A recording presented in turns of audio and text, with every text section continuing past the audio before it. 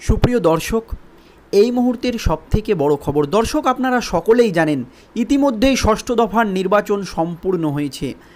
আর এই নির্বাচনের পর বাংলায় কে কটি আসন পেতে চলেছে তা নিয়ে চলছে জোর চাপান্তর। একাধিক সমীক্ষায় দেখানো হয়েছে হাড্ডাহাড্ডি লড়াইয়ের কথা। তবে তৃণমূলের অন্দরের একটি গোপন সমীক্ষা কিন্তু ফাঁস হয়ে গিয়েছে। আর সেই সমীক্ষা দেখে একাধিক শাসক দলের নেতাকর্মীর রাতের কিন্তু ঘুম উড়ে গিয়েছে। সেই সমীক্ষায় কি তথ্য উঠে এসেছে একেবারে আপনাদেরকে জানাবো, এবং গোপনে কি জানিয়েছেন তৃণমূলের সেকেন্ড ইন কমান্ড সেই তথ্য আমাদের কাছে আছে, সেটাও আপনাদেরকে জানাবো। তো খুবই গুরুত্বপূর্ণ আজকের এই প্রতিবেদন দর্শক। আর এই ভোট গ্রহণ চলাকালীন একের পর এক ঘটনায় রাজ্য রাজনীতিতে তোলপাড় পড়ে গিয়েছে।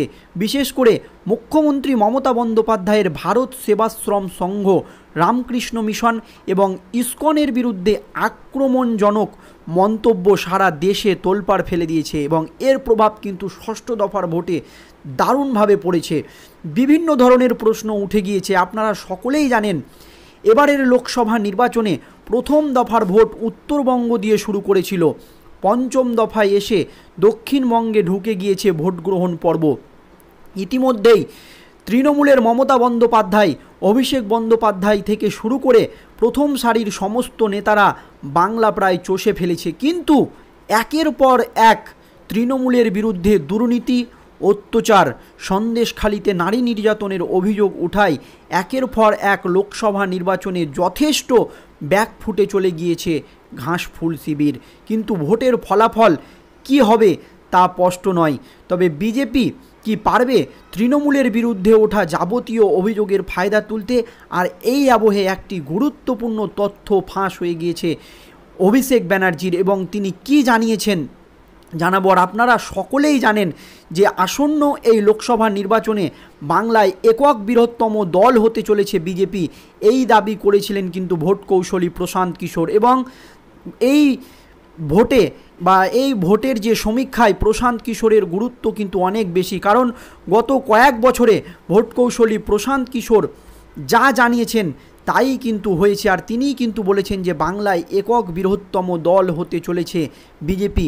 আর সেই প্রশান্ত কিশোরের সমীক্ষার সঙ্গেই কিন্তু অভিষেক ব্যানার্জির যে গোপন সমীক্ষা সেটা কিন্তু মিলে গেছে। কি জানিয়েছেন তৃণমূলের সেকেন্ড ইন কমান্ড, চলুন জেনে নেওয়া যাক। লোকসভা নির্বাচনের লড়াইয়ে যে মোটেও সহজ নয় সে কথা একেবারে কার্যত স্বীকার করে নিয়েছেন তৃণমূলের সেনাপতি অভিষেক বন্দ্যোপাধ্যায়। বিজেপির কাছের এবারের লোকসভা নির্বাচন যে সহজ নয় এ কথা কার্যত স্বীকার করে নিয়েছেন তৃণমূলের second in command Abhishek Bandyopadhyay.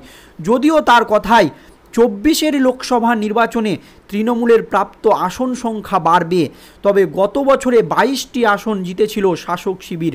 এবছর তা বেড়ে 23 হতে পারে, আর বা 34-ও পৌঁছে যেতে পারে। এরপরে একবারে বিস্ফোরক তথ্য তিনি একটি ফাঁস হয়ে গিয়েছে তার। তিনি বলেছেন একটি আসনও বাড়তে পারে। দেখুন, তৃণমূলের সেকেন্ড ইন কমান্ড হয়েও কিন্তু সন্দেহ করছে যে একটি আসন বাড়তে পারে। যেখানে মুখ্যমন্ত্রী মমতা বন্দ্যোপাধ্যায় 42 পাওয়ার হুঁশিয়ারি দিচ্ছেন, সেখানে তৃণমূলের সাধারণ সম্পাদক অভিষেক বন্দ্যোপাধ্যায় বলছেন যে এবারের লোকসভা নির্বাচন সহজ নয়। 42 থেকে আগামীকাল একেবারে 22-এ নেমে এসেছে। তিনি বলেছেন যে 22-এর থেকে একটি আসন আমরা বেশি পেতে পারি। তবুও তৃণমূলের সেকেন্ড ইন কমান্ড বলেছে আমরা পেতে পারি। তাদের যে গোপন সমীক্ষার বৈঠক সেখানে কিন্তু তিনি কথা বলেছেন বা এমনই একটি আশঙ্কা প্রকাশ করেছেন। একটি সংবাদ মাধ্যমকে দেওয়া সাক্ষাৎকারে অভিষেক বন্দ্যোপাধ্যায় বলেন 22-এর মধ্যে যদি পরবর্তীকালে দুজন চলে গিয়েছিল তবে আমি 22ই ধরেছি। এরপরে তিনি আবারও বলেন যে 22-এর মধ্যে দুজন চলে গিয়েছিল, তৃণমূলের দুজন সাংসদ কিন্তু বিজেপিতে চলে গিয়েছিল, মানে 42-এ কিন্তু 20 হয়ে গিয়েছিল তৃণমূল এবং 22 হয়ে গিয়েছিল বিজেপি, মানে বিজেপি কিন্তু এর আগেই কিন্তু বেড়ে গিয়েছিল। এটাও বলেছেন তিনি যে 22-এর বেশি হবে, সেটা হতে পারে 23। এমনই কিন্তু বলেছেন তৃণমূলের second in command Abhishek Bandyopadhyay তাদের দলীয় মিটিংয়ে, যেখানে মুখ্যমন্ত্রী মমতা বন্দ্যোপাধ্যায় 42-এর হুঁশিয়ারি দিচ্ছে। সেখানে এই ষষ্ঠ দফার নির্বাচনের পর খোদ তৃণমূলের সেকেন্ড ইন কমান্ড 22টি আসন বাংলায় ধরে রাখতে পারবে কি না এই নিয়ে কিন্তু তিনি সন্দেহ প্রকাশ করেছেন, জানিয়ে কিন্তু রাজ্য রাজনীতিতে একেবারে তোলপাড় পড়ে গিয়েছে। তিনি এটাও বলেছে যে 22-এর বেশি আসন হতে পারে, সেটা 23 হতে পারে, সেটা 28 হতে পারে, সেটা 30ও হতে পারে। মানে এই সপ্তম দফার যে নির্বাচন, যাতে কর্মীদের মনোবল চাঙ্গা থাকে, কোনো মতেই ভেঙে না পড়ে, মানে তিনি তো আশঙ্কা প্রকাশ করছেন। সেই জন্য এই 22 থেকে পরে তিনি আবার কর্মীদের মনোবল চাঙ্গা করতে 23 হতে পারে, 28 হতে পারে বা 30 হতে পারে, এই রকম একটি কথা তিনি বলেছেন। কিন্তু 22-এই আটকে যাবে এমনই কিন্তু আশঙ্কা তিনি প্রকাশ করেছেন। আবারও 34ও হতে পারে, এই যে কথা তিনি বলেছেন, এটা কিন্তু তৃণমূল কর্মীদের সপ্তম দফার বা ডায়মন্ড হারবারে যে নির্বাচন রয়েছে তার মনোবল, তাদের কর্মীদের যাতে মনোবল না ভেঙে পড়ে যে তৃণমূল হয়তো 8 থেকে 10-এও নেমে যেতে পারে, এরকম কিন্তু আশঙ্কা করছে অনেকেই।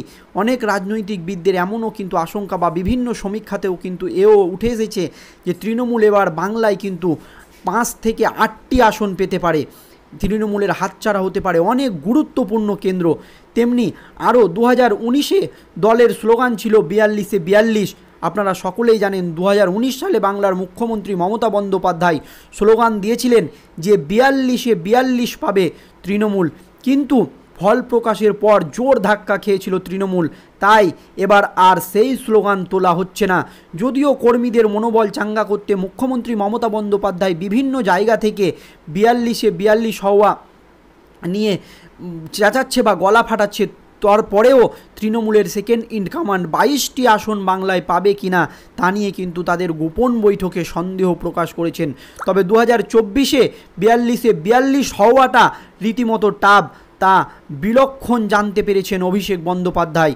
তৃণমূলের second in command Abhishek Bandyopadhyay খুব ভালোভাবেই জানতে পেরেছে যে 42-এ 42 হওয়া খুব টাফ, তাই তিনি একেবারে 42 থেকে 22-এ নেমে এসেছে।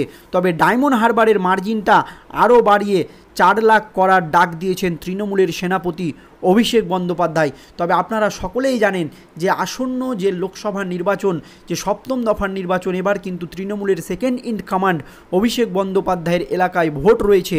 সেই জন্য তিনি যাতে কর্মীদের মনোবল চাঙ্গা থাকে, সেই জন্য 22টি আসন নিয়ে আশঙ্কা প্রকাশ করলেও পরবর্তীতে তিনি আবার বলেছেন 22টা বেড়ে 23 হতে পারে। কারণ এই ডায়মন্ড হারবার যেটা খুবই গুরুত্বপূর্ণ কেন্দ্র, তবে এখানেও কিন্তু তৃণমূলকে ছেড়ে কথা বলবে না বিজেপি, কারণ সমস্ত আসনে আপনারা জানেন যে নির্বাচন ইতিমধ্যে হয়ে গিয়েছে। এবার কিন্তু ডায়মন্ড হারবারে ঝাঁপিয়ে পড়বে বিরোধী দলনেতা শুভেন্দু অধিকারী। তিনি কিন্তু পরিষ্কার জানিয়ে দিয়েছেন যে ডায়মন্ড হারবারেও কিন্তু এবার জোরদার প্রচার চালানো হবে।